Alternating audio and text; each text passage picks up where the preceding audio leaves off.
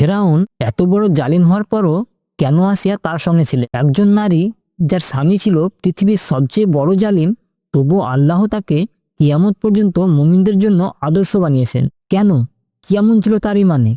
ভিডিওটি শেষ পর্যন্ত দেখুন, কারণ আসিয়ার জীবনের এই ঘটনা আপনার ইমানকে নতুন করে জাগিয়ে তুলতে পারে। অনেকেই মনে করেন ফেরাউনের স্ত্রী হওয়ার কারণে আসিয়া তার মতোই ছিলেন, কিন্তু সত্য হলো আসিয়া ছিলেন ইমানদার, ধৈর্যশীলা এবং জান্নাতের সুসংবাদপ্রাপ্ত একজন মহান নারী। তিনি ফেরাউনের অত্যাচার, অহংকার ও কুফরিকে কখনো সমর্থন করেননি, বরং গোপনে আল্লাহর উপর ঈমান এনেছিলেন এবং সত্যের পথে অটল ছিলেন। সেই সময় একজন নারীর পক্ষে ফেরাউনের মতো ক্ষমতাবান শাসককে ছেড়ে যাওয়া বা তার বিরুদ্ধে প্রকাশ্য দাঁড়ানো সহজ ছিল না। আসিয়া তার থেকেও নিজের ঈমানকে রক্ষা করেছিলেন। তিনি আল্লাহর কাছে দোয়া করেছিলেন, হে আমার রব, আপনার কাছে জান্নাতে আমার জন্য একটি ঘর নির্মাণ করুন এবং আমাকে ফেরাউন ও তার কর্ম থেকে মুক্তি দিন। শেষ পর্যন্ত ইমানের কারণে ফেরাউন তাকে কঠিন নির্যাতন করে শহীদ করে। তাই আসিয়া ফেরাউনের সঙ্গে ছিলেন, তার জুলুমকে সমর্থন করার জন্য নয়, বরং কঠিন পরীক্ষার মধ্যেও আল্লাহর প্রতি অবিচল থাকা অন্য উদাহরণ হিসেবে। পরিবার, সমাজ বা পরিবেশ যত খারাপ হোক না কেন,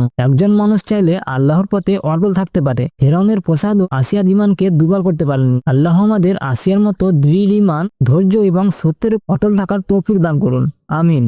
ভিডিওটি ভালো লাগলে লাইক দিন, শেয়ার করুন এবং ইসলামিক গল্প ও শিক্ষা পেতে আমাদের সাথে থাকুন।